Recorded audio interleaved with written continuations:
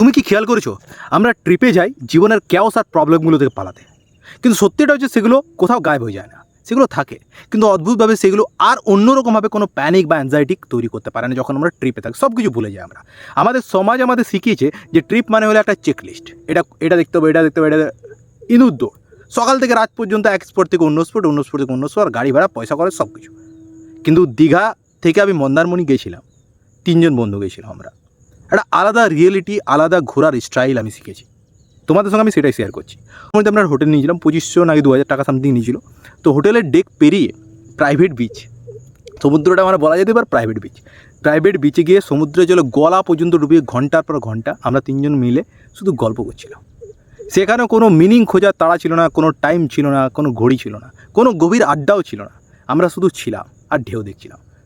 মহাবিশ্বের এই বিশালতার সামনে ঢেউয়ের ধাক্কায় ভাসতে ভাসতে আমরা দ্য আর্ট অফ ডুইং নাথিংকে ফিল করছিলাম। তখন বুঝলাম যে জীবন থেকে প্রবলেম কখনো শেষ হবে না, দ্য ক্যাওস ইজ কনস্ট্যান্ট। কিন্তু এই ক্যাওসের মাঝে নিজেকে স্থির করে রাখা, সব কিছু ছেড়ে দিয়ে শুধু শান্ত হয়ে থাকা, এটা কোনো পালানোর রাস্তা নয়, এস্কেপিজম নয়, it is an act of preserving your sanity. তোমার জীবনে কি এমন কোনো পাস বাটন এসেছে যে ক্যাওস থেকে তুমি বার হয়ে একদম শান্তিতে কোনো জায়গায় একদম স্থির হয়ে থেকেছো? কমেন্টে জানাও।